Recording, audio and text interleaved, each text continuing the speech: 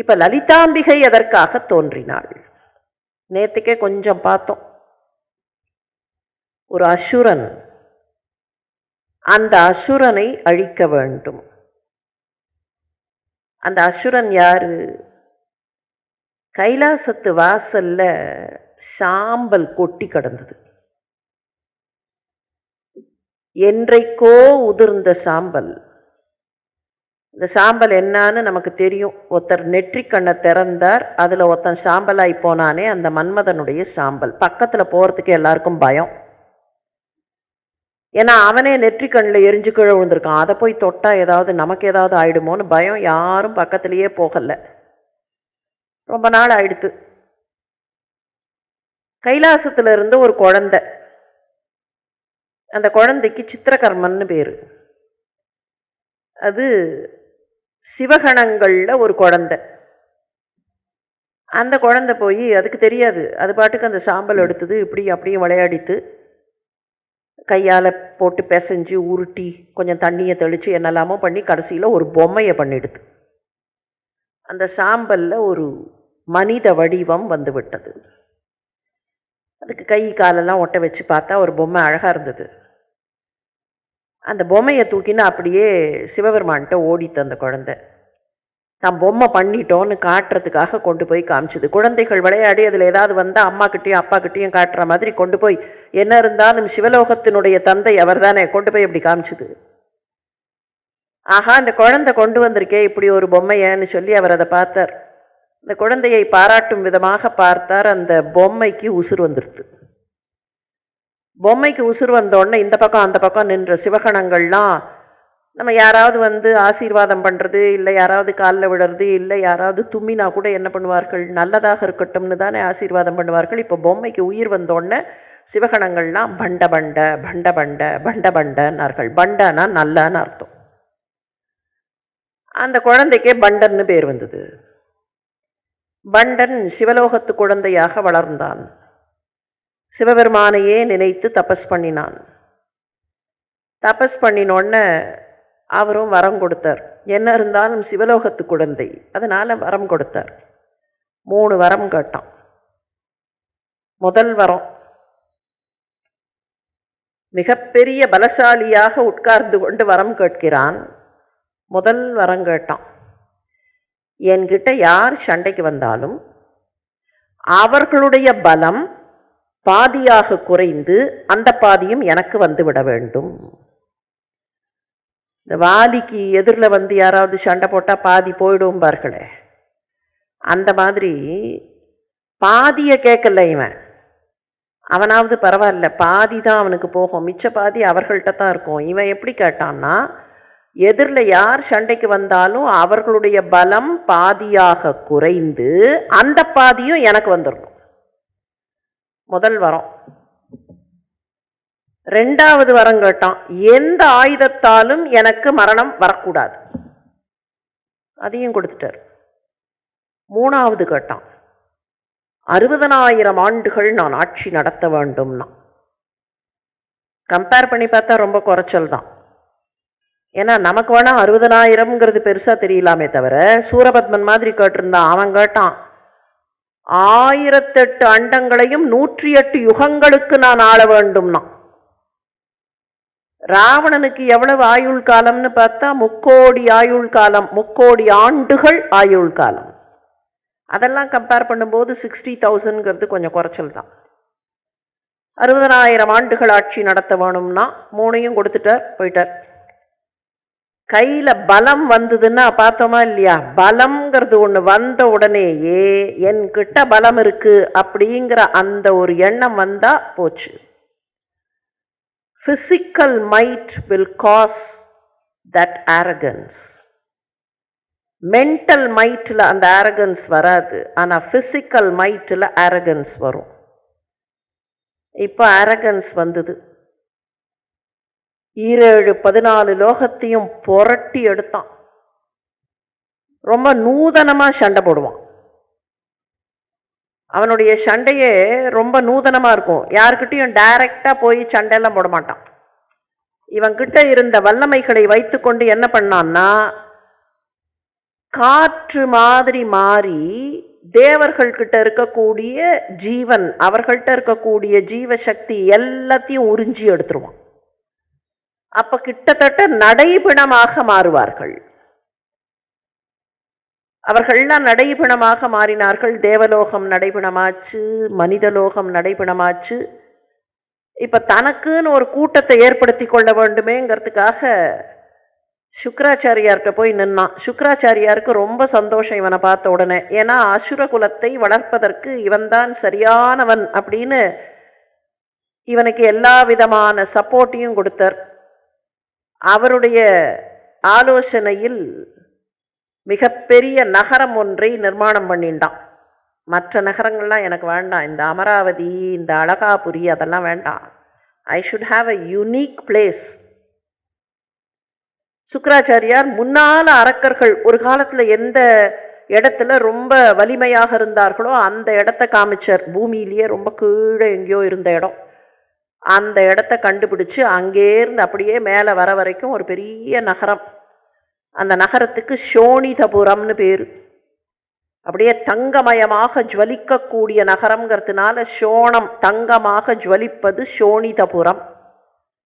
அந்த சோனிதபுரத்திலேயே நடுவில் இவனுடைய பேலஸ், இவன் இருக்கக்கூடிய இடம், அந்த இடத்துக்கு தனியாக ஒரு பேர் வரணும் அப்படின்னு நினச்சி பேர் வச்சான். என்ன பேர் தெரியுமா? சூன்யக பட்டணம். சூன்யகமான பட்டணம்.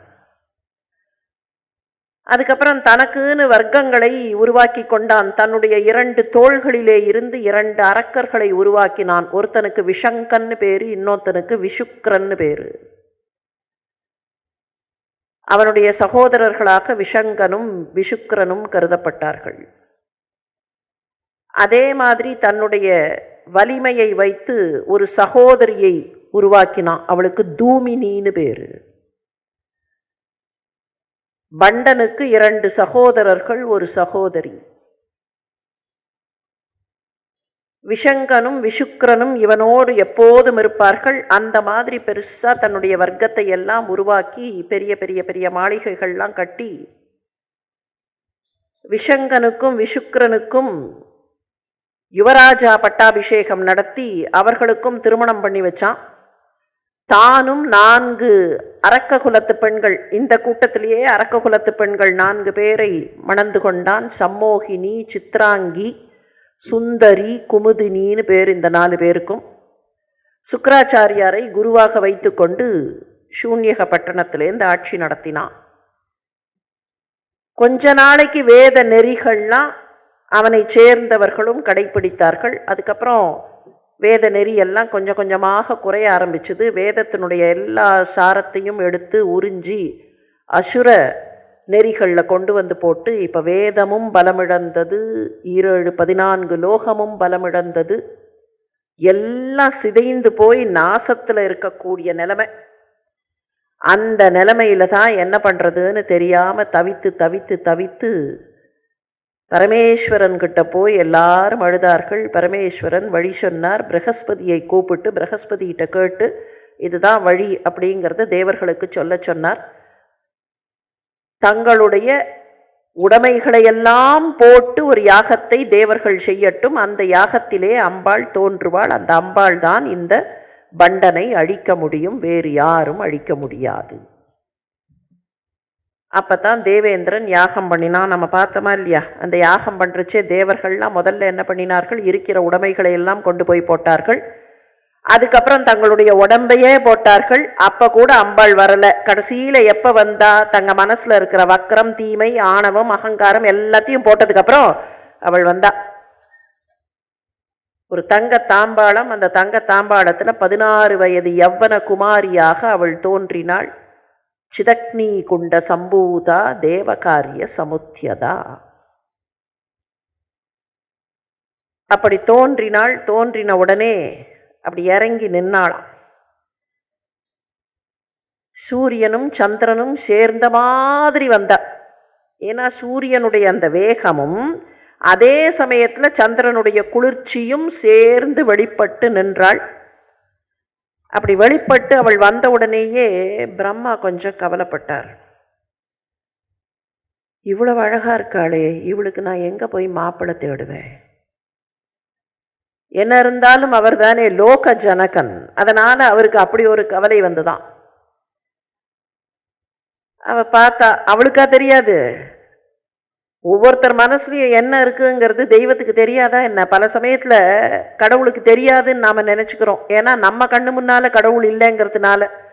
இந்த பழமொழி ஒன்று சொல்லுவார்களா இல்லையா, பூனை கண்ணை மூடிண்டா உலகமே அஸ்தமிச்சு போச்சுன்னு. நம்ம கண்ணுக்கு கடவுள் தெரியாததுனாலேயே நாம என்ன நினைக்கிறோம்னா, கடவுள் கண்ணுக்கு நாம தெரிய மாட்டோம்னு. நாம தெரியுவோம் கடவுள் கண்ணுக்கு, நாம என்ன பண்றோம் என்ன நினைக்கிறோங்கிறதெல்லாம் அவருக்கு தெரியும்.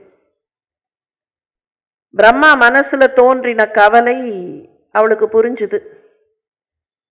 சிரிச்சுண்டே ஆணையிட்டா, நீங்க என்ன எனக்கு மாப்பிள்ளை தேடுகிறீர்களா? முதல்ல எனக்கு ஒரு அரண்மனை வேண்டும், எனக்கு ஒரு நகரம் வேண்டும்னா. அவள் ஆணையிட்டதற்கு ஏற்ப அவள் சொன்ன இடத்துல திரிகூட்ட மலையின் நடுவில், மேரு மலையினுடைய 4 சிகரங்கள்ல நடுவில் இருக்கிற சிகரம்.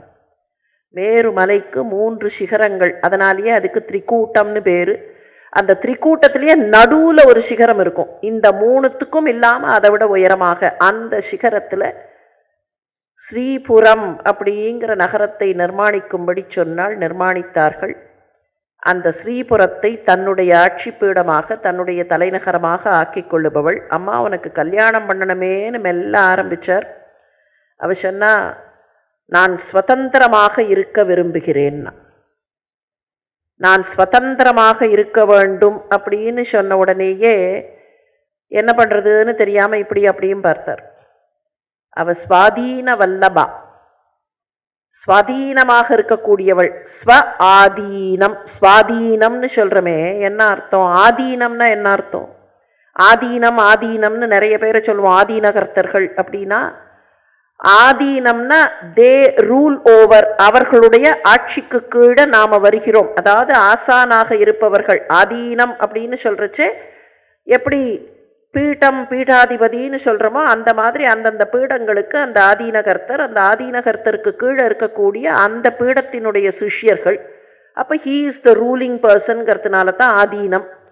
இவ எப்படின்னா ஸ்வ ஆதீனம், அவளுக்கு ஆட்சியாளர் அவளே தான். அதனால தான் ஸ்வாதீன வல்லபா. அந்த ஸ்வாதீன வல்லபாவாக நிற்கிறவ எனக்கு ஸ்வதந்திரம்னா, அவதானே ஸ்வதந்திரம், நம்ம என்ன பண்ணுறதுன்னு எல்லாரும் பார்க்கும்போது ஒருத்தர் மாத்திரம் அந்த மூலையில் நின்னார். வேற யாரு? யாக எஜமானராக ஒருத்தர் உட்காந்துருந்தாரா இல்லையா? இந்த யாகம் நடக்கிறச்சே யாக எஜமானரே அவர் தான். யாகம் முடிஞ்ச உடனே தங்கத்தட்டில் யவ்வன குமாரி வந்தோன்னு அவர் பாட்டுக்கு மூலையில் போய் பேசாமல் நின்னார். He did not expose himself. அவர் தான் யாகத்துக்கு எஜமானர். ஆனால் இப்போ எஜமானர்னு எக்ஸ்போஸ் பண்ணினா அம்பாளுடைய ஸ்வதந்திரத்திற்கு குந்தகம் வந்துருமா. அதனால ஒன்றுமே தெரியாத மாதிரி நின்னார். அவளே சூஸ் பண்ணினான். சுதந்திரமாக சூஸ் பண்ணிக்கிறேன்னு, நானே சூஸ் பண்ணுறேன்னு, அவர் தான் என்னுடைய நாயகர்னா. அவர் காமேஸ்வரரானார், இவள் காமேஸ்வரி ஆனாள். காமேஸ்வரனும் காமேஸ்வரியும் ஸ்ரீநகரத்தில் போய் தங்களுடைய ஆட்சியை ஸ்தாபித்தார்கள். அந்த ஆட்சி தொடங்கும் போதே எதற்காக அவள் வந்தாளோ அந்த பிரச்சனை ஆரம்பமாயிற்று. பண்டனுடைய அட்டகாசம் தாங்கவில்லையே, அவனை அழிப்பதற்குத்தானே இவள் வந்தாள். அதனால என்ன பண்ண போறான்னு அவகிட்ட வந்து சொன்னார்கள். அம்மா, இந்த மாதிரி எல்லாம் பிரச்சனை இருக்குமா, கவலைப்படாதீர்கள், அதற்காகத்தானே நான் வந்திருக்கேன் அப்படின்னு சொல்லிட்டு சிம்மாசனத்தில் ஆட்சியில் உட்கார்ந்தவள் பண்டனிடத்தில் சண்டை போடுவதற்காக தன்னுடைய சைன்யத்தை ஆயத்தப்படுத்தினாள். லலிதாம்பிகைன்னு சொல்லும் போதும் சரி, காமாட்சின்னு சொல்லும் போதும் சரி, அவளுக்கு 4 திருக்கரங்கள் இல்லையா? சதுர்பாகு சமன்விதா. அந்த சதுர்பாகுவில் என்னென்ன பொருட்களை வைத்து கொண்டிருக்கிறாள்? ஒரு கையில் ராகபாஷம், இன்னொரு கையில் அங்குஷம். அந்த அங்குஷம் தான் கொஞ்சம் குரோதமாக இருக்கக்கூடிய குரோத அங்குஷோஜ்வலா. இன்னொரு கையில் மனோரூபேக்ஷு கோதண்டா, இன்னொரு கையில் பஞ்சதன்மாத்திர சாயகா. இப்போ இந்த 4 பொருள் இருக்கா இல்லையா? இந்த 4 பொருளில் அவ கையில் இருக்கக்கூடிய பாசம், இன்னொரு கையில் அங்குஷம், அங்குஷம் தாங்கின கை அப்படி லேசா அசைஞ்சுது. அந்த கையிலிருந்து ஒருத்தி தோன்றினாள். அந்த அங்குசத்திலிருந்து ஒருத்தி தோன்றினாள். அவளுக்கு சம்பத்கரின்னு பேரு. அந்த சம்பத்கரிங்கிறவ அம்பாளுடைய யானை படைக்கு தலைவியானாள். அவளுக்கான யானைக்கு ரணகோலாகலம்னு பேரு. இந்த பக்கம் பாசம், அந்த பாசம் கொஞ்சம் அசைஞ்சுது. அந்த பாசத்திலேந்து கயிற்றை வைத்து கொண்டு குதிரையை கண்ட்ரோல் பண்ணலாமே, அந்த பாசத்திலேந்து அஸ்வாரூடா தோன்றினாள். அவள் குதிரைப்படைக்கு தலைவியானாள். இப்ப இக்ஷுகோதண்டம் ஒரு பக்கத்துல இருக்கு, புஷ்பபாணங்கள் இன்னொரு பக்கத்துல இருக்கு.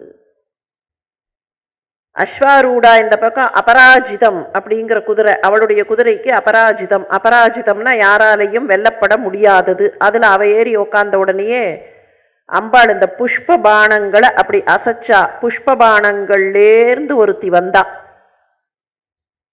அவளுக்கு வாராகின்னு பேரு. குதிரை முகம் கொண்டவளாக இருக்கிற வாராகி அவளுக்கு தண்டனாதான்னு பேரு.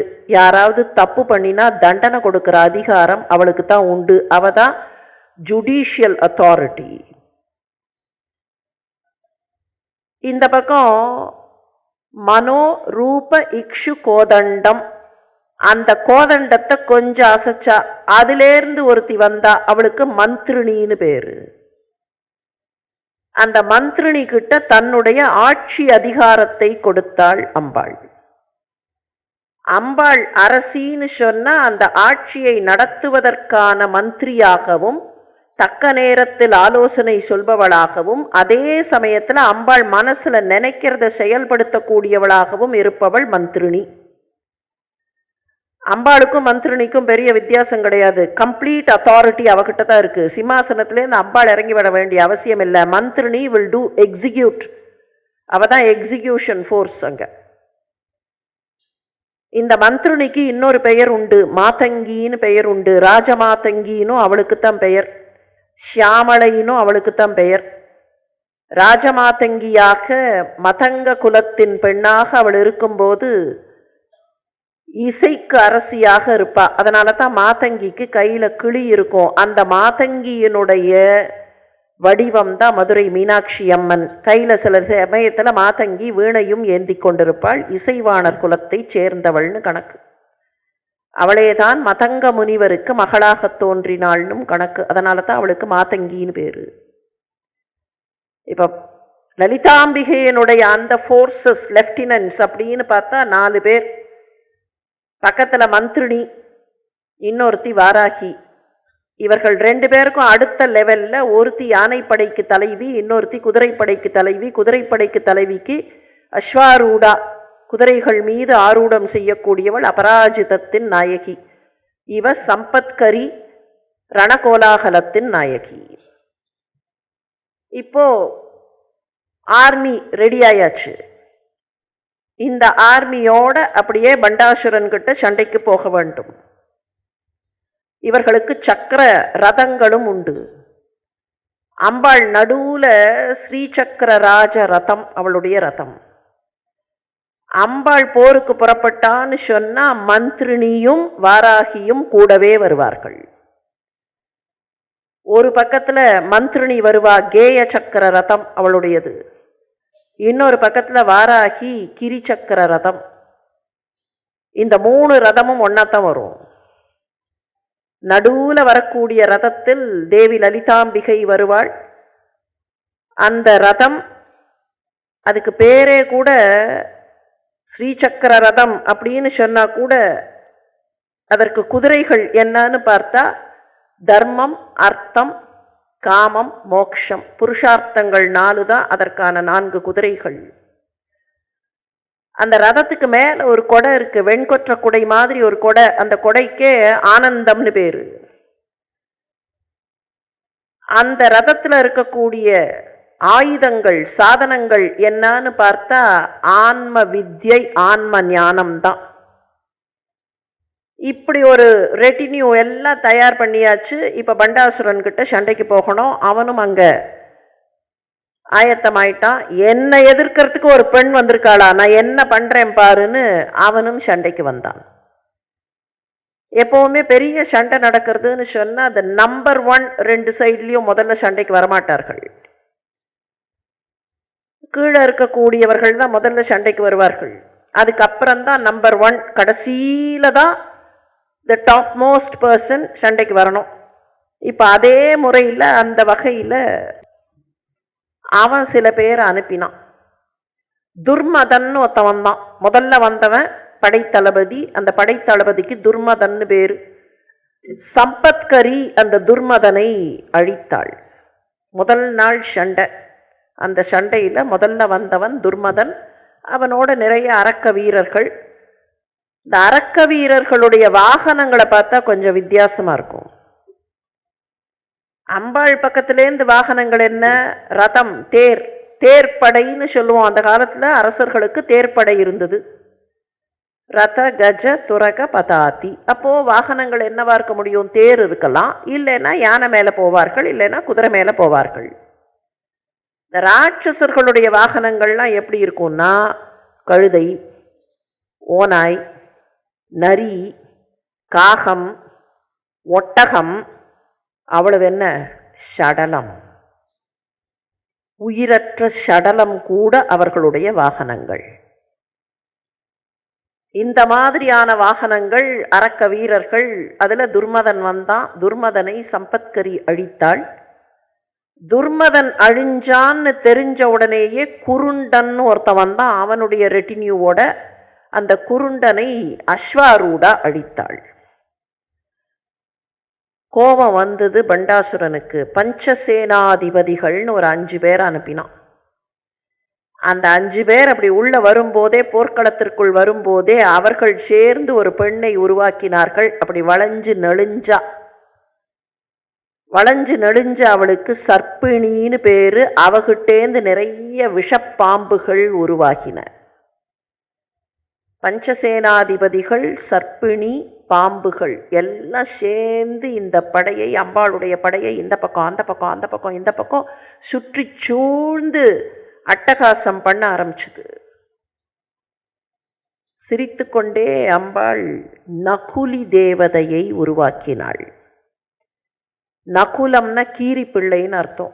சர்ப்பத்துக்கு கீரி பிள்ளை தானே ஆன்டகனைஸ் பண்ணுறதுக்கு. இங்கேருந்து நகுலி தேவதை அவ வெறுமனை வரல, கருடன் மேலே வந்தான். இப்போ நகுலி தேவதையின் கருடனும் நகுலியுமாக சேர்ந்து இந்த சர்ப்பங்களுக்கும் சர்ப்பிணிக்கும், சர்ப்பிணியிலேருந்து வந்த சர்ப்பங்கள், பாம்புக்கு எது இயற்கையான எதிரி? கருடன் தானே. கருடன் பறந்தா பாம்பினுடைய விஷம் போகும்னு கணக்கு. அப்போ கருடன் மேலே நகுலி வந்தா பாம்புகள், பஞ்சசேனாதிபதிகள் எல்லாரும் அழிக்கப்பட்டார்கள்.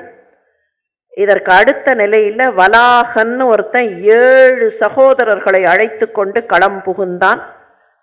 அவன் அந்த 7 பேரும் எப்படி இருந்தார்கள்னா கண்ணுல சூரியனை வச்சுட்டு இருந்தார்கள். வலாகன் முன்னால வரான், பின்னால 7 பேர். 7 பேரோட கண்ணுலையும் சூரியன் இருந்தது. ஒவ்வொரு கண்ணுலையும் சூரியன் இருந்தது.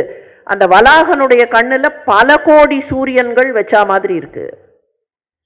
இப்போ பாருங்கள் எப்படி இருக்கும்னு. அந்த மாதிரி ஒரு படை முன்னால் வந்தால் என்னன்னே தெரியாது, கண்ணுக்கே தெரியாது.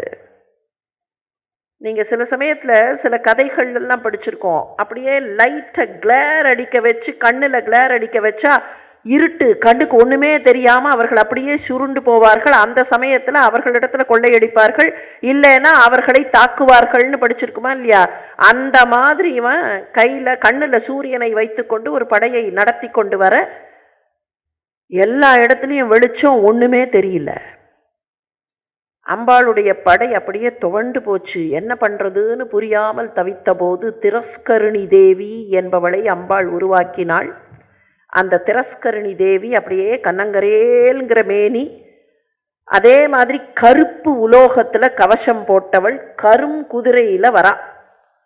அந்த திரஸ்கருணி தேவியினுடைய செயல்பாட்டால் இந்த பளபளப்பு, இந்த வெளிச்சம், இந்த கிளேர்லாம் அப்படியே போய் அந்த சூரிய ஒளியெல்லாம் அப்படியே கட்டாயி அசுரப்படை அப்படியே துவண்டு போச்சு. முதல் நாள் சண்டை முடியற நேரமாயிடுத்து. அப்படின்னா யுத்த தர்மத்தின்படி சாயங்காலம் அஸ்தமனத்துக்கு அப்புறம் சண்டை போடக்கூடாது. ஆனால் இது அசுரப்படை எதிரில் இருக்குது. அசுரப்படைக்கு இந்த யுத்த தர்மம்லாம் தெரியாது. அவர்களுடைய பலமே எப்போ அதிகமாகும்னா இருட்டில் தான் அதிகமாகும். இருட்டில் தான் அதிகமாகும். என்ன பண்ணினான் பார்த்தான். ராத்திரி நேரத்தில் அண்ணா விஷங்கனும் விஷுக்கரனும் சொன்னார்கள், இருட்டில் போய் நாம் அட்டாக் பண்ணலாம். நாம் அட்டாக் பண்ணோன்னா அவர்களால் நம்ம ஒன்றும் பண்ண முடியாது அப்படின்னு சொல்லி அந்த அசுர பலத்தோடு விஷங்கன் புறப்பட்டான். அம்பாள் இருக்கிற அவளுடைய சிந்தாமணி கிரகம், அவள் இருக்கிற அந்த நீப்ப உபவனம், இதில் அப்படி பின்னால் போய் யாருக்கும் தெரியாமல் இருட்டில் போய் அந்த பக்கம் சூழ்ந்து கொண்டான். இந்த பக்கத்தில் குட்டிலாக்ஷன் ஒருத்தன் முன் பக்கத்தில், அவன் பெருசாக ஒரு படையை திரட்டி கொண்டு முன் பக்கத்தில் இருட்டில் வந்து அப்படியே சுற்றி சூழ்ந்தார்கள். விதவிதமான மாயாஜால கருவிகளை எல்லாம் போடலாம்னு சொல்லி பிளான் பண்ணி சூழ்ந்தாச்சு. அம்பாளுக்கு புரிஞ்சு போச்சு, இருட்டில் இவர்கள் தங்களுடைய அசுர பலத்தை காட்டப் போகிறார்கள்னு சொல்லி திதி நித்யா தேவிகளை ஆவிர்பவிக்க செய்தாள். அந்த திதி தேவதைகள் ஒவ்வொருத்தருடைய லெவல் ஆஃப் லைட்டும் வேறுபடும்.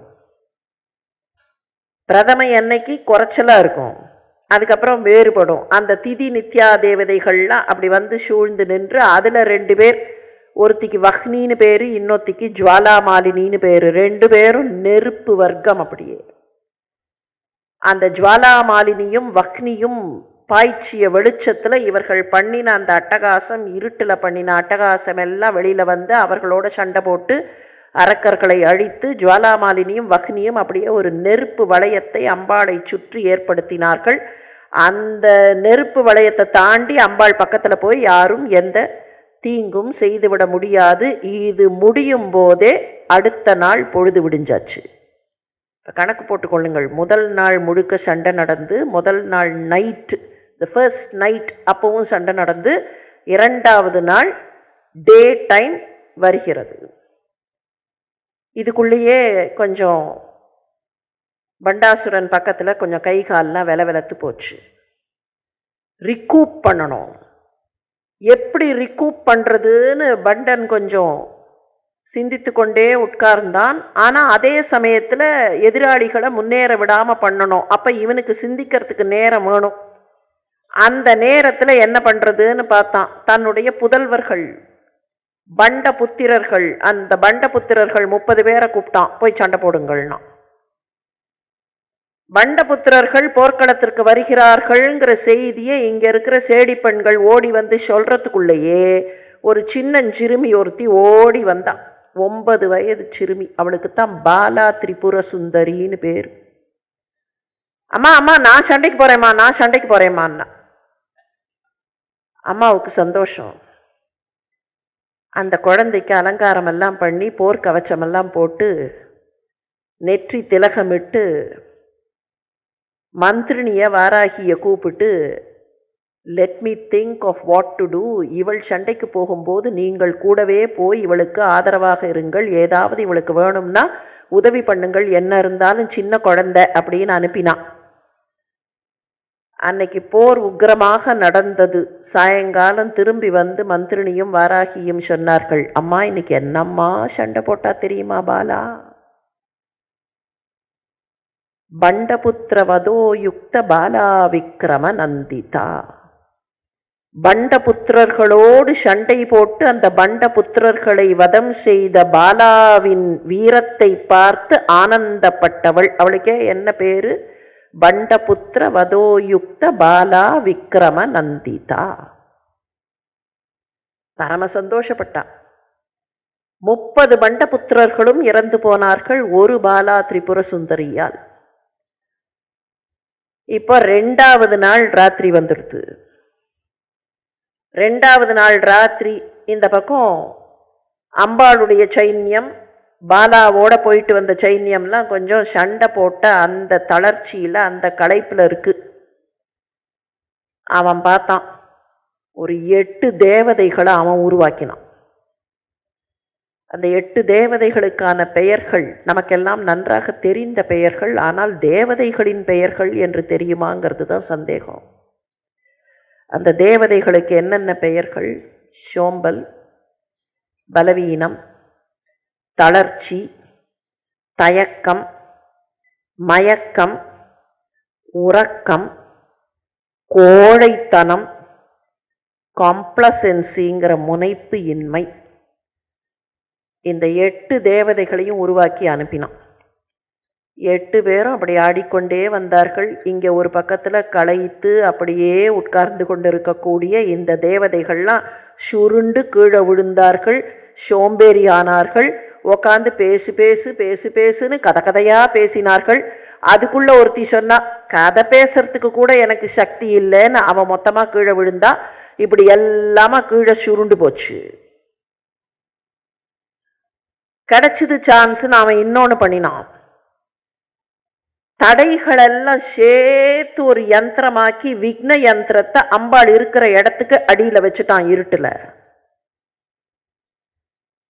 இப்போ அன்றைக்கு இரவு, 2ஆம் நாள் இரவு பெருசா சண்டை நடக்கலை. ஏன்னா இதெல்லாம் இங்கே தூங்கி போச்சு, கீழே விழுந்தாச்சு, உருண்டு பிறண்டு.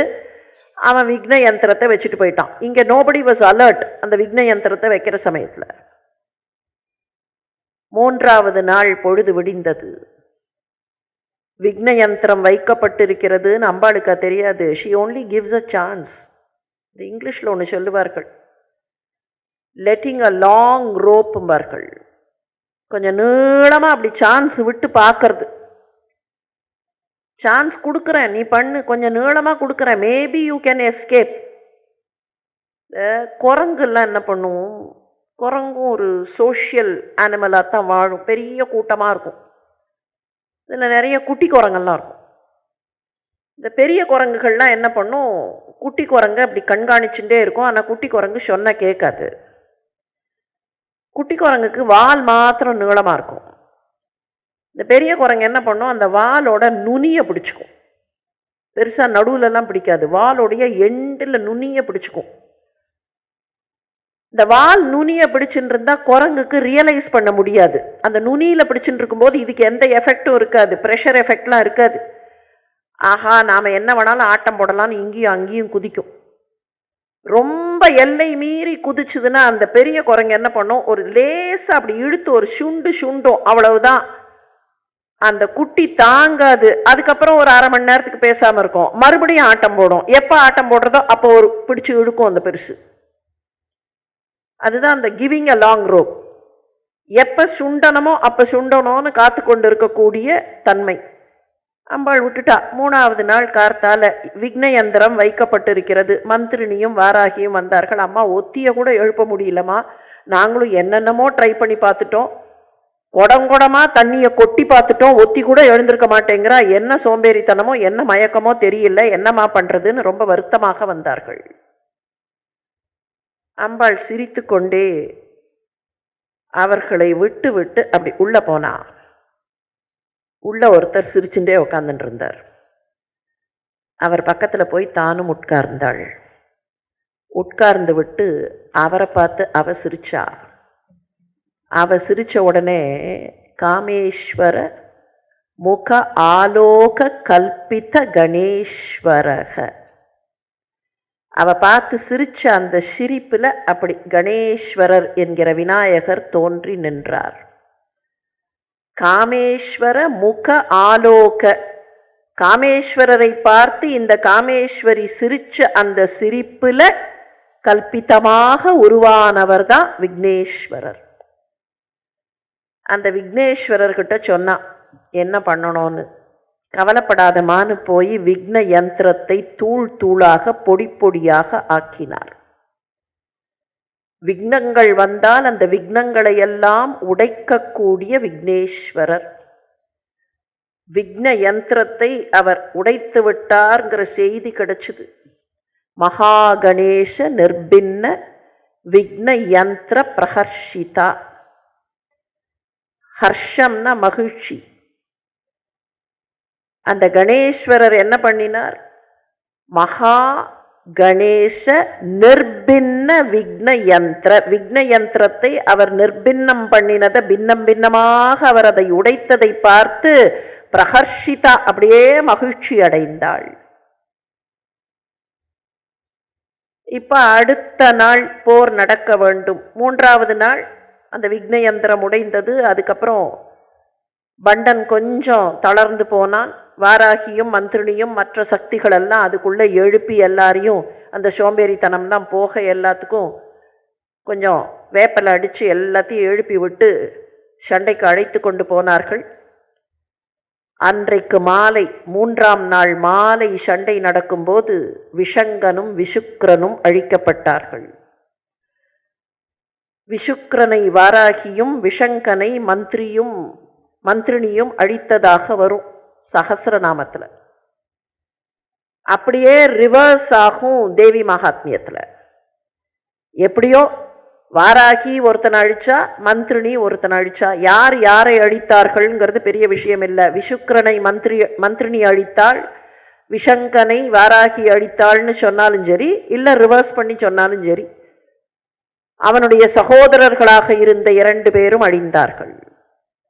4வது நாள் பொழுது விடிஞ்சுது.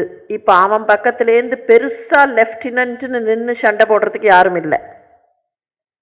அதனால் தானே நேரடியாக சண்டைக்கு புறப்பட்டு வந்தான். அப்படி சண்டைக்கு வந்தவன் என்னென்ன அஸ்திரங்களை பிரயோகம் பண்ணினான். நீங்கள் அந்த காலத்து சினிமாக்கள்லாம் அம்பு இந்த பக்கத்துலேருந்து அந்த பக்கம் போகும், அந்த பக்கத்துலேருந்து இந்த பக்கம் வரும். இந்த அம்புலேயே விதவிதமாக இருக்கும். சிலதெல்லாம் கூர்மையாக இருக்கும், சிலதெல்லாம் பார்த்தா அப்படி கிரெசன்ட் ஷேப்பில் பிறைமுகமாக இருக்கும். விதவிதமாக இருக்குமா இல்லையா? அந்த மாதிரி விதவிதமான அஸ்திரங்கள். அவன் பலவிதமான அஸ்திரங்களை பிரயோகம் பண்ண ஆரம்பித்தான். நோய்களையே அஸ்திரமாக்கி இந்த பக்கம் அனுப்பினான். அம்பாள் ஒன்றும் பண்ணலை, நோய்கள்லாம் அஸ்திரமாகி வந்தது. பலவிதமான உபாதைகள். அம்பாள் அச்சுத நாமத்தையும் அனந்த நாமத்தையும் கோவிந்த நாமத்தையும் அஸ்திரங்களாக மாற்றினாள். நாமத்ரய அஸ்திரம்னு பேர் அதுக்கு. அச்சுதா, அனந்தா, கோவிந்தா, அவ்வளவுதான். அந்த நாமத்ரய அஸ்திரங்கள் போய் நோய்கள் அஸ்திரங்களை எல்லாம் உடைச்சு அழிச்சுது. அவன் அங்கேருந்து வாய் பேச முடியாத ஒரு அஸ்திரத்தை போட்டான். நேற்றுக்கு ஒருத்தன் கதையை பார்த்தோமா இல்லையா? கம்சாசுரன் ஒருத்தன் வாய் பேச முடியாம மூகாசுரனானே, மூகாஸ்திரம்னு ஒன்று போட்டான் அங்கேருந்து. அந்த மூகாஸ்திரத்திற்கு எதிராக வாக்தேவியாஸ்திரம்னு ஒன்று போட்டா இவ. வாக்வாதினி இல்லைன்னா வாக்தேவியாஸ்திரம். அந்த அஸ்திரம் உடைஞ்சுது. அதுக்கு அடுத்தது அசுராஸ்திரம் அப்படின்னு ஒன்று போட்டான். அந்த அசுராஸ்திரம் என்னன்னா, அது ஒன்றும் இல்லை, ஒன்றா அனுப்பினான். அதுலேருந்து நிறைய வந்தது. என்னென்ன வந்திருக்க முடியும்? மதுகைடபர்ல ஆரம்பிச்சு ராவணன் வரைக்கும் எல்லா அசுரர்களும் வந்தார்கள். அந்த ஒரு அசுராஸ்திரத்தில் அது பிரயோகமாய் எப்படி வெளியில் வந்தோன்னு இந்த பக்கம் பார்த்தா மதுகைடபர்கள் வந்தார்கள், இந்த பக்கம் சூரபத்மன் வந்தான், இந்த பக்கம் ஹிரண்யாக்ஷதன் வந்தான், ஹிரண்யகசிபு வந்தான், ராவணன் வந்தான், எல்லா அசுரர்களும் வந்தார்கள். அம்பாள் தன்னுடைய நகங்களை அப்படி பார்த்தா, அந்த நகங்கள்லேந்து மகாவிஷ்ணுவின் தசாவதாரங்கள் வந்து ஒவ்வொரு அவதாரமும் அதற்கான அசுரனை அழித்தது. பார்த்துட்டே இருந்தான். இதுக்கப்புறம் அவங்கிட்ட ஸ்டாக் தீந்து போச்சு. என்ன பண்றதுன்னு பார்த்தான். ஸ்டாக் தீந்து போச்சுன்னு ஒன்று ஒரு அஸ்திரம் அவங்கிட்ட இருந்தது. மோகாஸ்திரம்னு பேர். மோகத்தை உருவாக்கக்கூடியது, மயக்கத்தை உருவாக்கக்கூடியது. அந்த மோகாஸ்திரத்தை போட்டான். சாம்பவி அஸ்திரத்தை பிரயோகம் செய்து அந்த மோகாஸ்திரத்தை அழித்தாள். கையில் எதுவும் இல்லாமல் நின்னான். இவனை அப்படியே விட்டுடக்கூடாது, இவன் கையில் ஒன்றுமே இல்லை, நிராயுதபாணிங்கிறதுக்காக ராமன் சொன்ன மாதிரி இன்று போய் போர்க்கு நாளை வான்னா இவன் வேற மாதிரி வந்து நிற்பான். அதனால் இவனை விட்டு வைக்க கூடாதுன்னு சொல்லி நாராயணாஸ்திரத்தை போட்டாள், பாசுபதாஸ்திரத்தை போட்டாள். இந்த 2 அஸ்திரங்களும் அவங்கிட்ட இருந்த மிச்சம் மீதி வீரியம், அவங்கிட்ட இருந்த மிச்சம் மீதி சைன்யம் எல்லாத்தையும் அழிச்சுது. அவன் மாத்திரம் நின்னான். காமேஸ்வராஸ்திரம் அப்படிங்கிற அந்த அஸ்திரத்தை போட்டாள். அவனும் அழிந்தான். சூன்யக பட்டணமும் அழிந்தது, சோனிதபுரமும் அழிந்தது. பண்டாசுரன் அழிந்தான்னு கதைக்கு சுபம் மங்களம் அப்படின்னு டைட்டில் போட்டு கார்டு போட்டு முடிச்சுடலாம். இதுதான் லலிதாம்பிகை ஆவிர்பவித்து வந்து அவதாரம் எடுத்து செய்த திருவிளையாடல். இந்த லலிதாம்பிகைக்காகத்தான் ஸ்ரீமாதான்னு ஆரம்பித்து சிவசக்தி ஐக்கிய ஸ்வரூபிணி வரைக்கும் அம்மா உன்னை எப்படியெல்லாம் பாராட்டுவதுன்னு பார்க்கிறோம். இதுக்கு மேலே எங்ககிட்ட வார்த்தைகள் இல்லையேம்மான்னு அவள் காலடியில் பணிகிறோம். இந்த கதைக்கு என்ன அர்த்தம்?